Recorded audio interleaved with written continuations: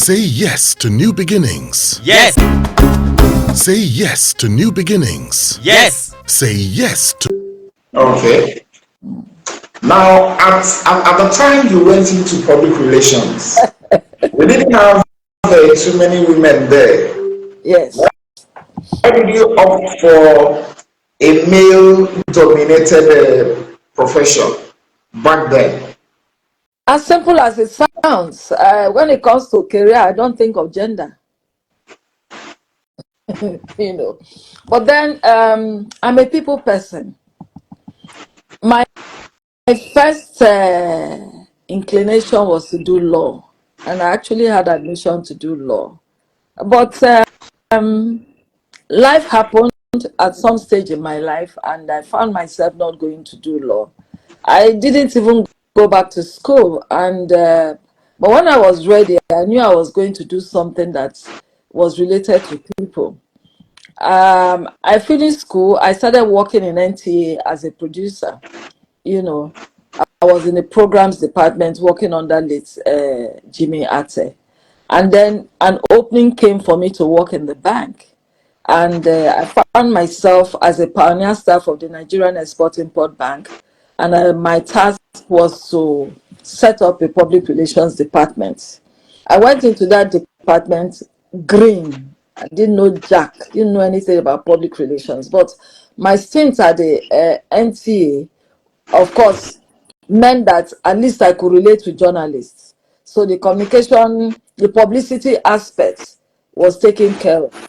But in that department, I now realize that there's a big difference between publicity and public relations.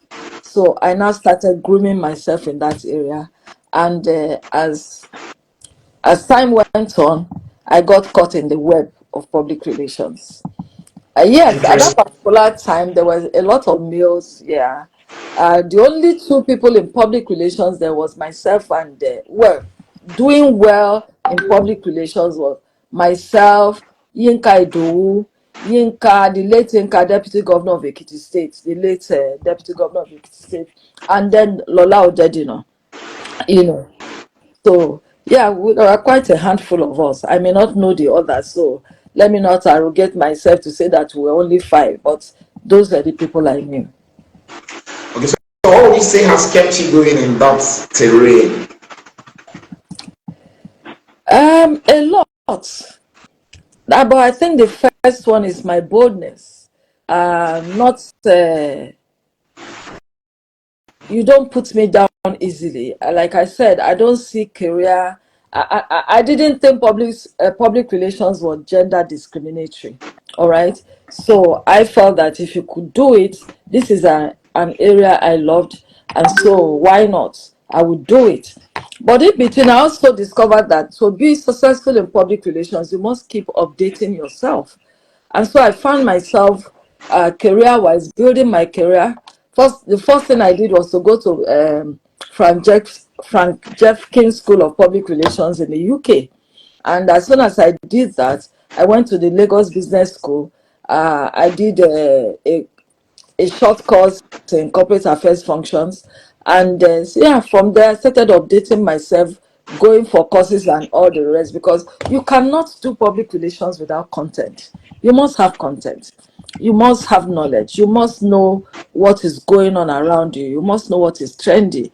And you must be able to also set up some intervention strategies. You must be able to provide solutions, because public relations, you find yourself analyzing all the time, analyzing and scanning the environment, business environment or whatever environment you're in, so that you are able to make some predictions, counsel whoever you are working with, counsel people around you, so as to provide some solutions. And you don't do this without updating yourself.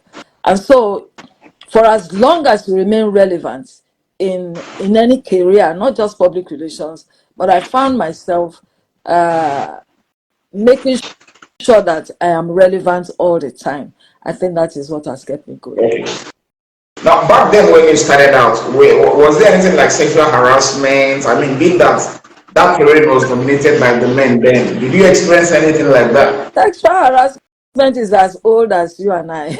So it's been there, but it was subtle.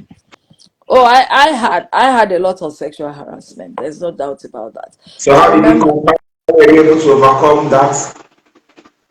Well, that is also why I didn't stay long in my career. Yeah, because at some point I couldn't cope. I'll give you an example. I had a board member then. One of the things I did was to pretend I didn't know what you're talking about. Okay, for instance, a board member in Nexim in those days, you call me and say, after an AGM, I should that they need warmers.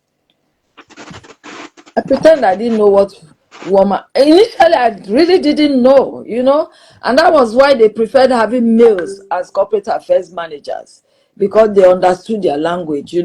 After meeting, they provide them with all these young girls and all that. But I couldn't do it because one, I'm a female, and two, um, I found it unethical, and my upbringing will not also allow it, and I didn't believe in it. So I was always in trouble, particularly with this particular board member.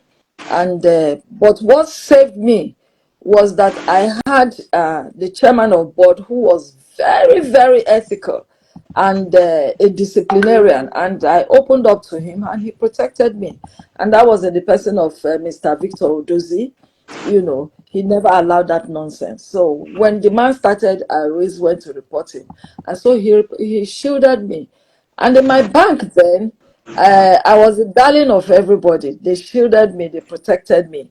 But when my MD, who protected me so much, left, because he made me a family friend and all that, the wife and rest, so people really respected people. But as soon as he left, the person who took over from him, oh, I found myself resigning from the bank. Okay.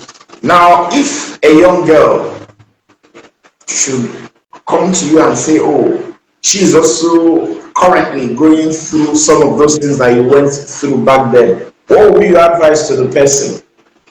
Well, my advice to the person is that one of the things I did was to confront the people who were harassing me, and it worked for me. I remember telling one of them that, look, as you and I speak, I have a lot of you harassing me. Who do you want me to go with? It's only me. It was a joke.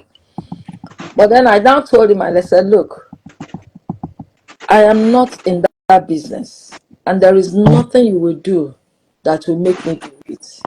I want you to see me as your daughter or your sister. But I must also say that these were reasonable human beings because they listened to me. So if confronting them does not work, you probably need to confide in somebody who they will listen to, right? I know these days the people talk about it in social media, but I don't think that really works. Well, you have to weigh your options. You have to weigh your options. And if at the end of the day it's not going to work, you can quietly look for another job elsewhere. But supposing you meet it there again, you know, but make sure you know your job so that you are ready to defend yourself. That's the first armor. Know your job, know what to do, and make sure you can defend yourself when it comes to your work. And you are ready to go to any length. Some people can, especially when it comes to appraisals, you can challenge anything that comes your way when it comes to your integrity and your work. And then you must be bold. Don't be afraid. Don't